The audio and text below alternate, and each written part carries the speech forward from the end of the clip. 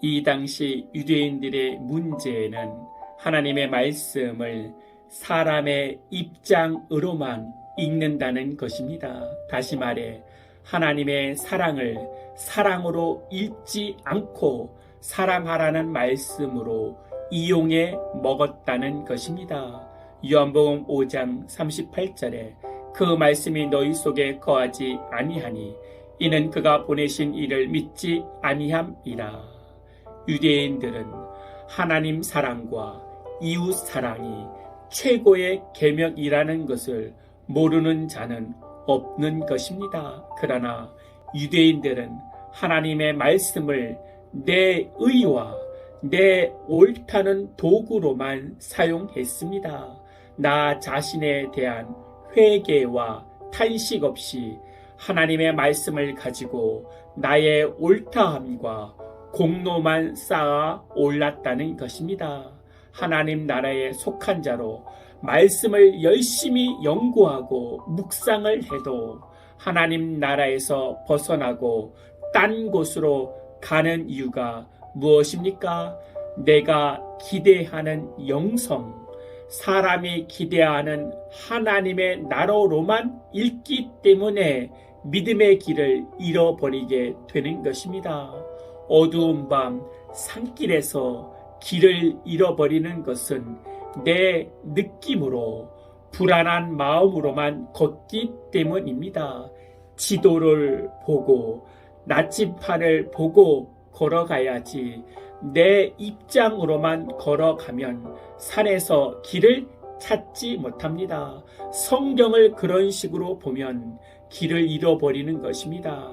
말씀을 볼 때 하나님이 기대하는 나라, 하나님이 원하는 것을 말씀을 보며 지도를 손에 쥐고 산길을, 이 세상 길을 걷는 것입니다.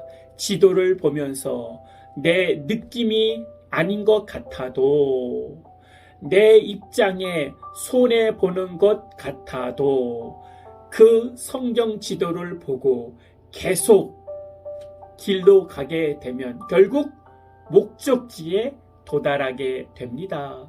그 지도의 목적지는 예수님입니다.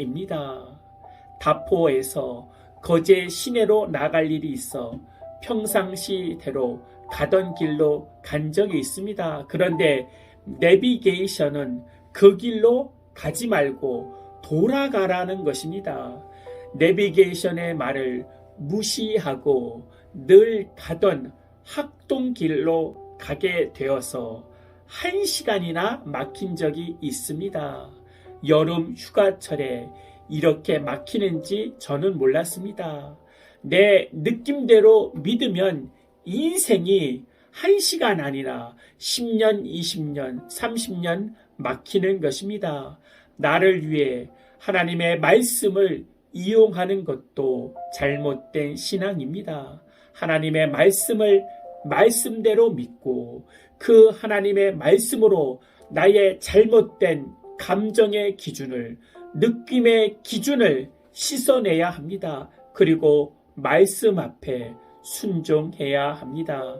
예수의 생명이 나의 생명이 되고 은혜가 되고 치유가 되고 회복이 되어지는 것입니다. 믿으십니까? 아멘. 나의 느낌대로, 내 생각대로 말씀을 해석하고 믿는 자가 아니라 손해보는 것 같아도 내 느낌에 그런 것 같지 않아 보여도 말씀대로 순종하고 순종하여 결국 하나님이 원하는 예수 그리스도의 삶을 따르는 삶을 살게 하여 주시옵소서. 내가 나타나 나의 옳음을 주장하는 자가 아니라 예수의 십자가가 나타나 예수의 사랑이 나타나는 복된 그리스도인들 되게 하여 주시옵소서.